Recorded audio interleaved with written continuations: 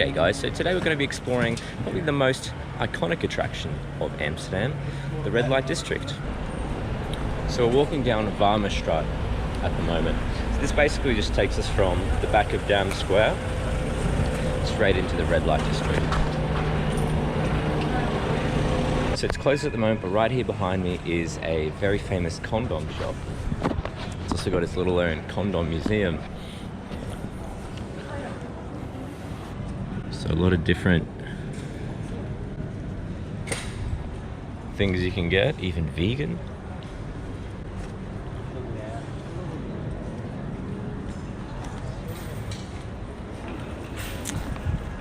So there you go, one massive condom shop where patrons of the Red Light District can come and visit before they go to make use of the various assets on display. So here we've got a smart shop, and smart shops in Amsterdam are basically stores where you can purchase everything from marijuana seeds to actual cannabis, pot cookies, space cakes. Until some time ago, they were actually selling psychedelic mushrooms or psilocybin, but they were made illegal by the EU. So what did the Dutch do? Well, they found a workaround. Now they're selling psychedelic truffles. And truffles, of course, grow underground, so they're not technically mushrooms. So you can pretty much find anything that you'd want. So let's go check it out.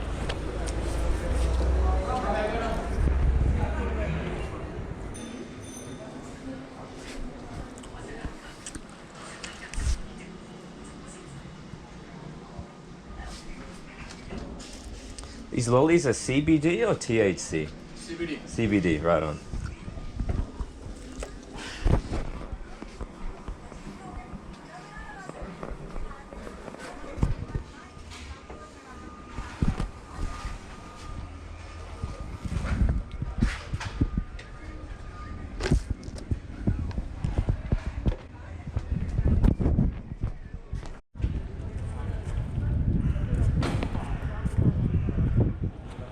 So interestingly enough, this spot marks the most densely concentrated area of prostitution in Amsterdam. Right here where we have this beautiful church. So as you walk around the right side of this church, you'll find a curious statue dedicated to Belle. So basically it's a statue dedicated to sex workers all around the world. And isn't that an interesting juxtaposition right in front of a church? So they've got some public urinals here in the Red Light District in particular, and one of the main reasons is because around 12 people per year on average die by drowning in these canals. And more often than not, they're men, and they're men with their zippers undone. So usually if they're trying to take a leak, you know, it's probably really early in the morning and they're really drunk or high or whatever it is, and they think they're going to take a leak and they just fall in here and drown. And it's not too easy to get out, actually. There's sparse ladders and steps, but you got to kind of look for them to get out. So these urinals are basically a way to help reduce that. So after the Amster River was dammed, which gave birth to Amsterdam, Amsterdam was basically a big collection of different islands with canals dividing them. The Wallen, or the Red Light District here in particular, basically came about around 1270 when a bridge was built to connect the city's islands. So because this area was a trading port, and there were a lot of sailors, some of the original workers in the area catering to the needs of sailors were, you guessed it, sex workers. And of course, some of their most regular clients were the sailors who were bringing the spoils of the Dutch Empire back home here to Amsterdam.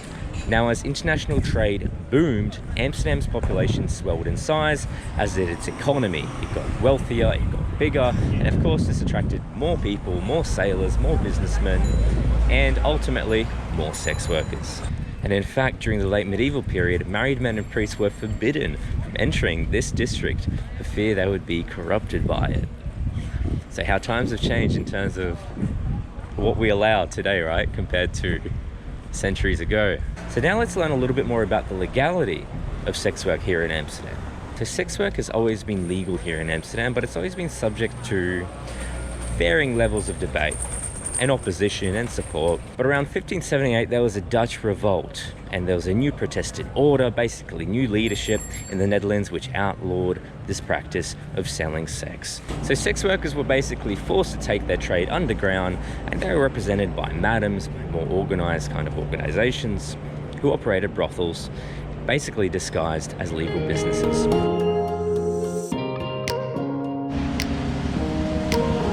So coffee shops like this are quite interesting because you walk in and it's almost like a bar, except instead of choosing an alcoholic beverage, you're actually looking at a list of different types of strains of cannabis or psychedelic truffles or whatever it is that they've got to sell. So it's basically like a bar for drugs. It's totally legal, totally normal, and they're just about on every street corner here in Amsterdam. So let's go check out one of these coffee shops.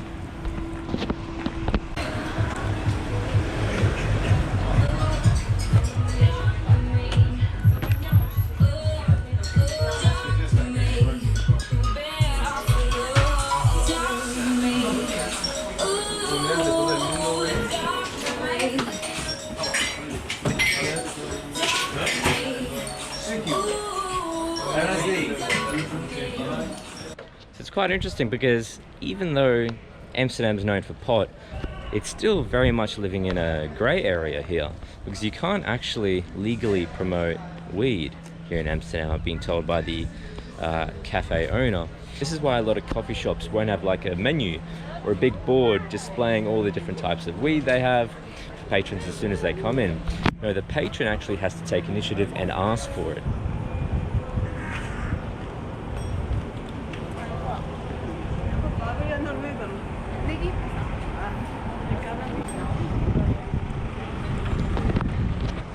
So here you can see some of those famous windows which are going to be illuminated with red later tonight.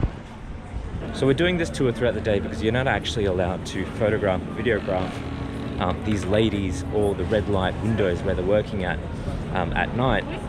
But basically the way it works is you guys will be walking past these streets, and these women in these red light rooms will basically beckon them, and if it's all good, then the guy will go in, and basically the girl will close the door and she'll draw the curtains, and that basically means that she's busy.